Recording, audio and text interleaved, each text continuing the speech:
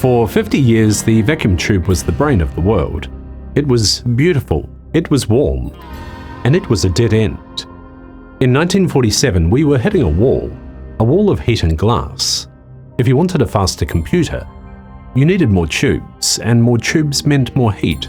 More heat meant more failure. To build the world we live in today, the world of smartphones, global satellite grids, your pocket would need to be the size of a city block. The official history tells us that we just figured it out, that a few brilliant men at Bell Labs had a eureka moment.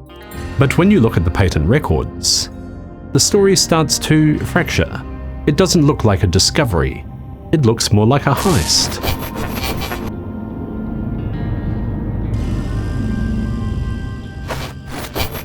In October 1947, William Shockley was sitting at a mahogany desk in Murray Hill, New Jersey. The air is thick with the smell of stale coffee and ozone. He is staring at a slab of germanium, but in his mind, he may as well be staring at a wall. He knows what he wants the device to do. He can see the electrons in his dreams moving through the crystal lattice, the water through a pipe. But every time he flips a switch, nothing. He yells at the surface states for mocking him. The physics he has spent his life mastering are failing him. He feels the clock ticking. He knows the military has something at Wright-Patterson. He's heard the whispers through the grapevine of the military-industrial complex. He is a man of immense ego, and the idea that the answer is sitting in a hangar while he fails at a workbench, it's eating him alive. He isn't just looking for a circuit. He is looking for a miracle. In part 1, we tracked the debris from a ranch in New Mexico to the high-security hangars of Wright-Patterson. We saw the retraction. We saw the silencing. Today, we track the debris into the laboratories, because in late 1947, the laws of physics didn't just evolve, they were rewritten, and it happened in the period of a single month. Historians and inventors themselves have a name for the period between November 17th and December 23rd, 1947. They called it the Miracle Month. For years, William Shockley's team at Bell Labs had been failing. They were trying to build a solid-state amplifier based on a field effect theory. Every single experiment failed. The electrons just keep getting trapped on the surface of the semiconductor. They were at a total theoretical deadlock. And then, suddenly in late November, everything changed. John Bardeen and Walter Brattain abandoned years of Shockley's research. Within 30 days, they built something bizarre. A plastic wedge wrapped in gold foil, slit down the middle with a razor and then pressed into a slab of germanium. November 17th, the lab is quiet. The rest of the team have gone home. Brattain is hunched over a microscope and his eyes are straining. Suddenly he stops trying to follow Shockley's math. He picks up a razor blade.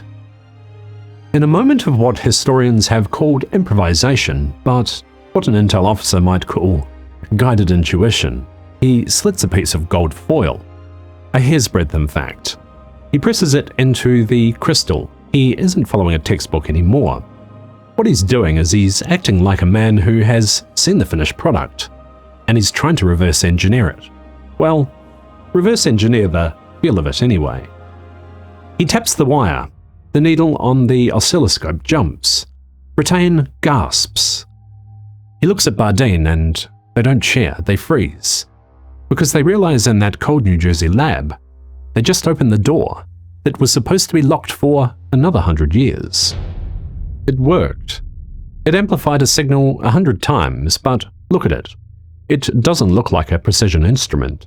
It looks like a desperate human attempt to recreate the effect of something they'd seen somewhere else, using the tools of the 1940s being a razor blade and some gold foil.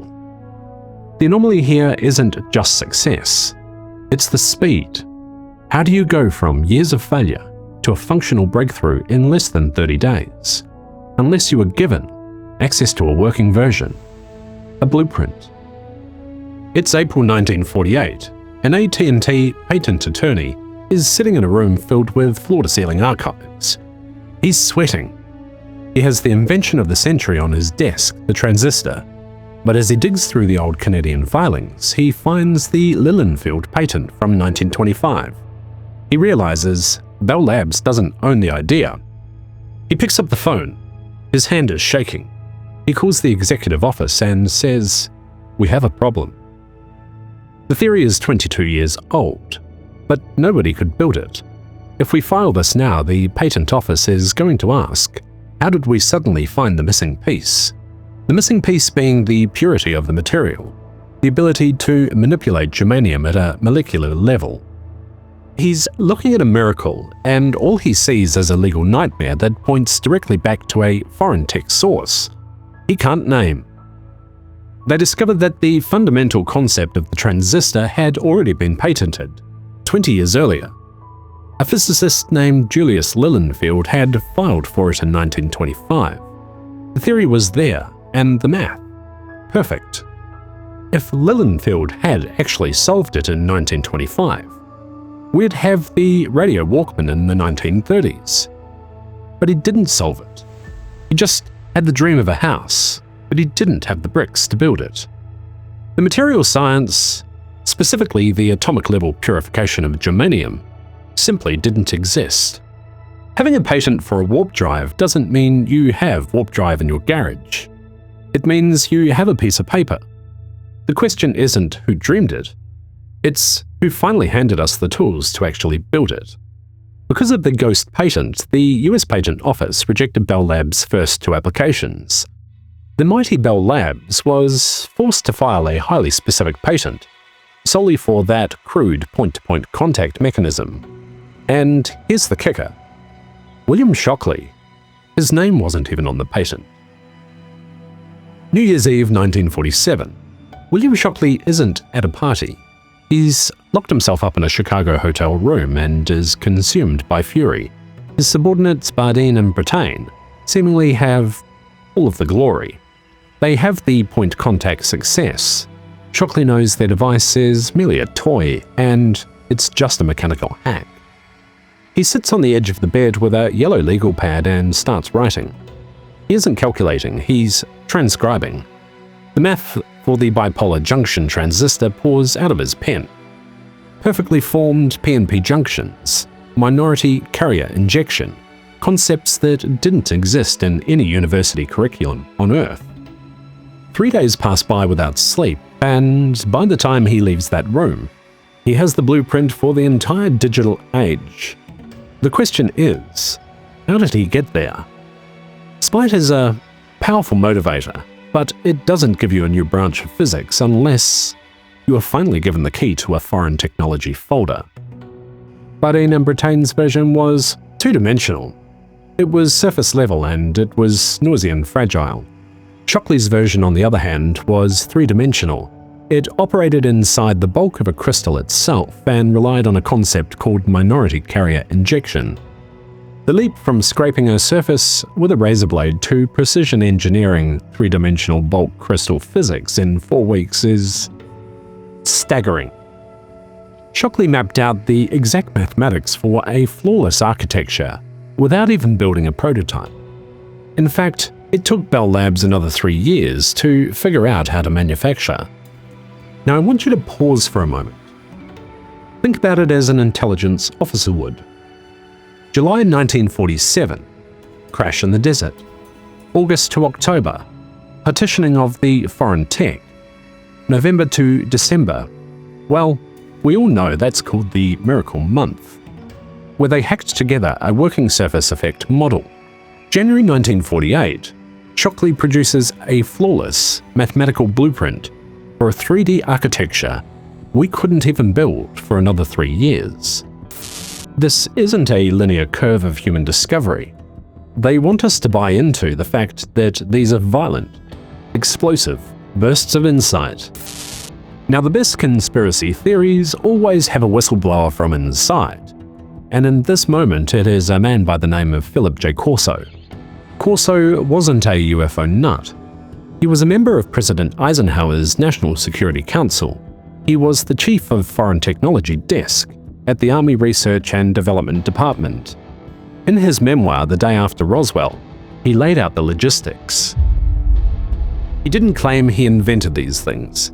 He merely claimed he was the courier. His job was to take the packets of debris and seed them out into the private sector. He took the foreign technology folders and he visited the giants: Bell Labs, IBM, Motorola, Hughes Aircraft. He didn't tell them it was from a crash saucer. He told them it was captured technology from the Germans or the Soviets. But the engineers, they knew better. They knew neither the Nazis nor the Russians had mastered fiber optics in 1945. So what did we harvest? According to Corso, the list is the foundation of the 21st century. 1. Integrated circuits. The debris contained wafers of material that functioned as thousands of tiny switches, etched into a single substrate. We couldn't replicate the etching, but we understood the concept. The result? The microchip. 2. Fiber optics. Wreckage from the cockpit included glass-like thread that transmitted data through light, not copper as we knew it. We called it waveguides. Today, it's the backbone of the internet. 3. Night vision. The entities found in the desert didn't have eyes like ours. They had covers. Corso claimed that these were light amplification devices. Within a few years, the US military was fielding the first generation of starlight scopes. 4. The superalloys. This is the memory metal Roswell found. It led to the development of nitinol and other smart materials used in aerospace today. It's your typical smoke-filled boardroom at IBM. Thomas Watson Jr. is sitting across from a brigadier general. There are no minutes being taken, no secretaries in sight. The general slides a small nondescript wooden box across the table. Inside is a fragment of the Roswell harvest. The general says, "We don't know what it is, but we know what it does. Our boys at Wright-Pat can't scale it, but we know your engineers can." Watson looks at the fragment. He knows this is the edge his company needs to bury the competition. He doesn't ask where it came from. In the corporate world, you would be mad to do so. You never ask the source. You only look at the yield. And the yield was the mainframe revolution. Why give it to private companies? Why didn't the army just keep it for themselves? Because we all know our governments are giant, slow, bureaucratic machines. They knew that they couldn't innovate it fast enough. But a company like IBM, driven by profit, driven by competition, they could take a hint and turn it into a product. By seeding the tech, the military got two things. 1. Plausible deniability. If a nosy senator from New Mexico asks where the tech came from, the army could point to Bell Labs and say, "They're really smart guys." 2. A hidden supply chain. When the military needed guidance systems for the ICBMs, they didn't have to build it. They didn't have to design it. They just had to order it from the company they had gifted the tech to a decade earlier. This is the military-industrial complex. It's not just a partnership of money. It's a partnership of secrets. Now, if you talk to a tenured professor at MIT, they're gonna tell you there is no harvest. They'll say the miracle month was not a miracle at all. It was just the pressure cooker effect on the post-war era. They will point out that Bell Labs had been working on the semiconductor since the 30s. They'll argue that the purity issue was solved by a process called zone refining, that it was invented by a guy named William Fan. They'll tell you Shockley didn't transcribe those equations from a foreign folder. He was just a brilliant, competitive jerk who was obsessed with outdoing his own employees. And the Lilienfeld patent? They'll say it was a legal technicality, a common occurrence in the messy world of corporate R&D. To the academics, the transistor is purely a triumph of the scientific method, not a gift from the stars. The story makes perfect sense. It's logical, it's clean, and it lets all of us sleep at night, but it does not explain why the military immediately classified the most mundane parts of the semiconductor research It doesn't explain why Philip Corso, a man with everything to lose, would lie on his deathbed about being a cosmic delivery boy. And it certainly doesn't explain the speed. There was a cost. By taking this shortcut, we as human beings bypassed the natural evolution of human science. We jumped from the steam age to the silicon age without taking a step through the middle. And because the origin of this tech was classified above top secret, the public was never told the truth about the physics behind it. I want you to stop in your tracks for a moment. I want you to think about Moore's law. Now, this is the idea that computing power doubles every 2 years. We've been told that it is human progress. But what if it was just a catch-up period? What if we were simply unfolding the blueprints we found in 1947 piece by piece? Because we weren't allowed to see the whole map at once.